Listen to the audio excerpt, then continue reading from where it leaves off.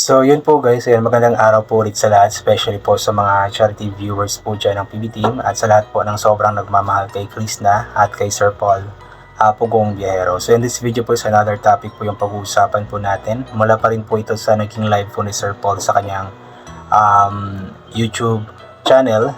Doon sa last part nga po is naging emotional nga po si Sir Paul at maging ang mga viewers is naging emotional nga po dahil nga po sa mga payo or sa mga mensahe nga po na sinabi ni Sir Paul para kay Krishna. So, ang hiling kasi ni Sir Paul kay Krishna is katahimikan at kasiyahan sa puso nito. At ito po, talagang nilista ko po yung mga sinabi ni Sir Paul about nga po dito para mapag-usapan po natin yung mga payo po niya, isa-isahin po natin. Una nga pong sinabi po niya na wag daw pong magpa-stress si Krishna at tuloy lang sa kanyang ginagawa. Totoo po yun.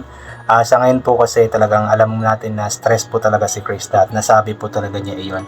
Even though na lumalaban po siya, pero talagang ramdam po natin at kitang-kita po natin sa kanyang mga mata yung stress po. But then yun nga po ang payo ni Sir Paul na wag na lamang magpa-stress si Krishna at ituloy lamang po nito ang kanyang ginagawa kasi ang importante doon is wala siyang tinatapakan na tao at kumbaga malinis yung konsensya po niya na ang ginagawa po niya is nasa tama at hindi mali. Then, spread love lang daw po sa kanyang family. Ipagpatuloy lang ang ginagawa para sa pamilya. Laging isipin ang pamilya.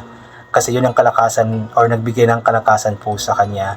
At always siyang makinig sa payo ng kanyang mga magulang, ng kanyang lola, pamilya, at sa mga taong sumusuporta po sa kanya. So, for Krishna, alam po natin na talagang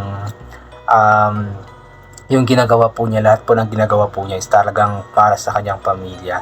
So ipagpatuloy lamang po niya ang kanyang ginagawa kasi andyan naman ang kanyang pamilya na lagi siyang susuportahan, lagi siyang aalalayan at nagpapasalamat po tayo sa kanyang pamilya po talaga kasi talagang alam kong ito yung or sila po yung nagbibigay ng kalakasan kay Krishna para mas magpatuloy sa buhay even though alam po natin na sobrang down na po si Krishna sa mga pamabash po sa kanya, pero dahil nga po kasama niya ang kanyang pamilya ay mas lalo nga po siyang lumalaban, mas lalo nga po niyang pinagsisikapan at pinagpapatuloy po ang kanyang ginagawa para sa kanyang pamilya. At ayun, masaya rin po tayo sa mga na-achieve ni Krishna dahil sa kanyang pag-vlog nga po, yung lupa po nila is na bawi na. And ipag-pray po natin na soon is makapagpatayo na po siya ng bahay po para sa kanyang pamilya. So another payo or advice ni Sir Paul kay Krishna na ang mga paa ni Krishna palaging nakatapak dapat sa lupa at huwag maging mapagmataas.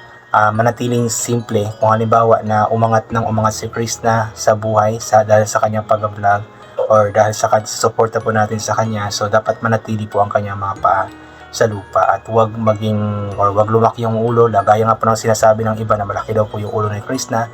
Di ko alam kung paano po nila nasabi po yun kasi wala naman po tayo nakikita na nagyayabang si Krishna ganito ganyan, di ba? Tahimik nga lang si Krishna at kung magsasalita man siya is lagi niyang sinasabi na hahayaan na lamang yung mga bashers po na iyan. So wala siyang sinasabi na about pagmamalaki po sa ganito ganyan. At lagi pa siya nagpapasalamat kay Sir Paul sa PB Team dahil nga po sila ang naging dahilan kaya nakilala na po nga po natin si Krishna. Kaya alam ko na hindi magbabago si Krishna. Alam ko na palaging nakatapak lamang sa lupa ang kanyang mga paa. Sabi naman po ni Sir Paul na suklian din ni Krishna yung pagmamahal ng mga taong sumusuporta sa kanya.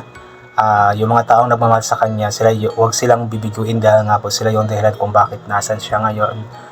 Sila ang kumbaga nagbigay ng kalakasan kung paano lumaban si Krishna. Sila ang nagbigay ng pwesto kung bakit nasa YouTube channel daw po si Krishna.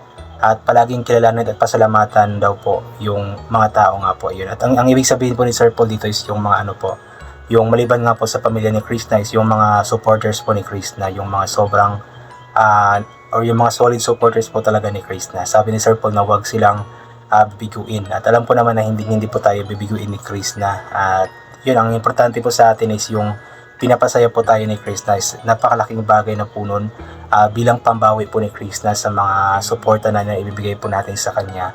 Yung makita po natin siyang masaya siya kasama ang kanyang pamilya, natutupad niya ang pangarap niya sa kanyang pamilya ay isang malaking bagay na po yun para sa atin. Ayan. And hiling din po ni Sir Paul, yung nga po sinasabi ko, yung katahimikan nga po at kasiyahan sa puso ni Sir Paul. At dito nga po medyo naging emotional nga po yung mga viewers, maging si Sir Paul. Kasi sabi ni Sir Paul dito sa part po na ito na kung may tao nga na dumating sa buhay ni Krishna na magbibigay ng kasiyahan po sa kanya, ay sundin lamang daw po ni Krishna yung magpapasaya sa kanya. So medyo may something dito na naiisip ng mga tao, so wag na po nating pag-usapan. Pero yun nga po, isa ito sa naging hiling ni Sir Paul na yung katahimikan at kasiyahan nga po ng puso ni Krishna. So ipag-pray po natin yung kasiyahan nga po sa puso ni Krishna at katahimikan nga po sa buhay po niya. Yun lamang po yung tanging may tutulong natin kay Krishna sa ngayon, yung ipag-pray po natin na mangyari po itong katahimikan at kasiyahan nga po ng kanyang puso. And also nagpapasalamat din po si Sir Paul sa kay Krishna sa pagpapasaya nito sa kanya sa PB team.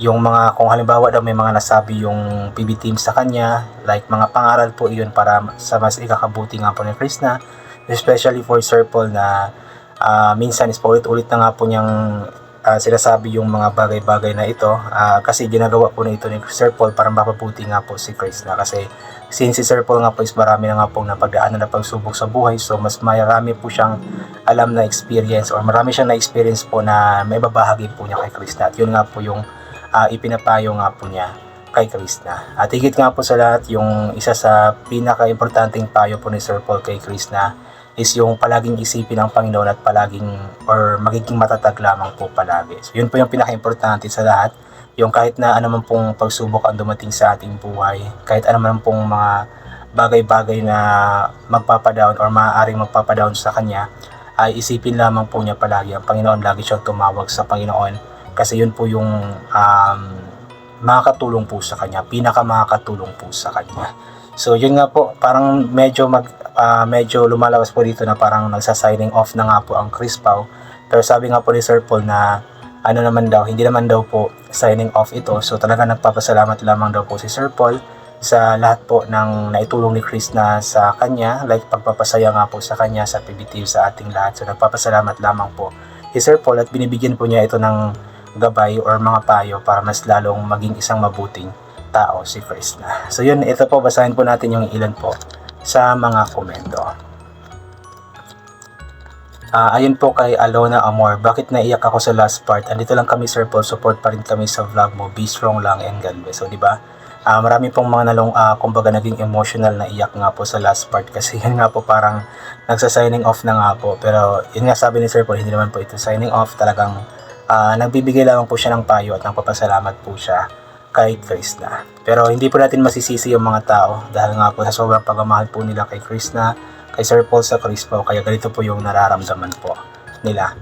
Heidi Hernandez, kung biharo sir, kahit sinabi mo sa part na you're not telling signing off, pero bakit sobrang sakit sa dibdib, message mo po. Ayan, so diba, marami po yung mga nasaktan, majority po ng mga nakapanood po ng live, maliban na lamang po sa mga bashers, alam pong nasaktan din po or kumbaga naging emotional po sa naging message po ni Sir Paul kay Krishna.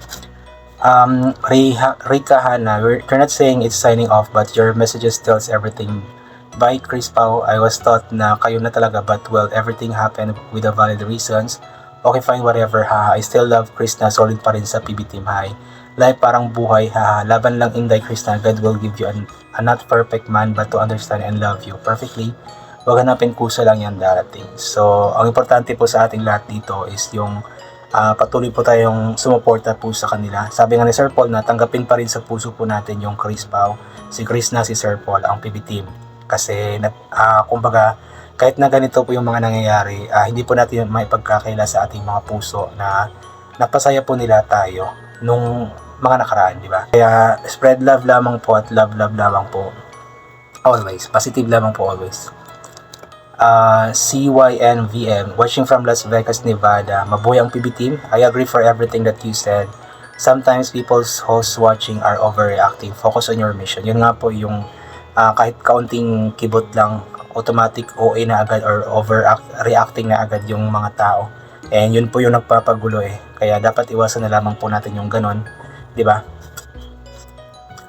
Ronag, okay yan Sir Paul, wag mo na lang intindihin ang mga kataong mga kayang tao, tawanan mo lang sila basta ako masaya ako sa mga ginagawa mong pagtulong sa mga kababayan natin at ako tuloy pa rin akong manood ng vlog mo kasi solid supporter mo ako, mahal ko kayong buong PB Team At ang Chris Pao, ingat palagi Sir Paul Galvez. Yun po yung maganda, yung patuloy lamang po tayong sumuporta po sa kanila.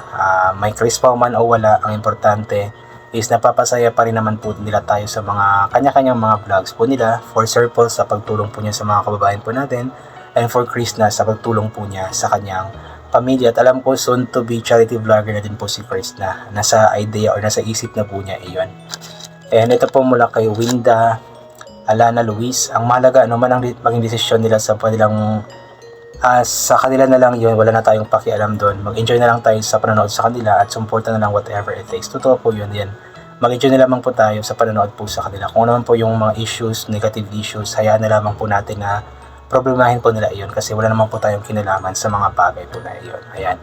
So yun, I think hanggang dito na lamang po muna itong gagawin ko na reaction video. So God bless po and bye for now po.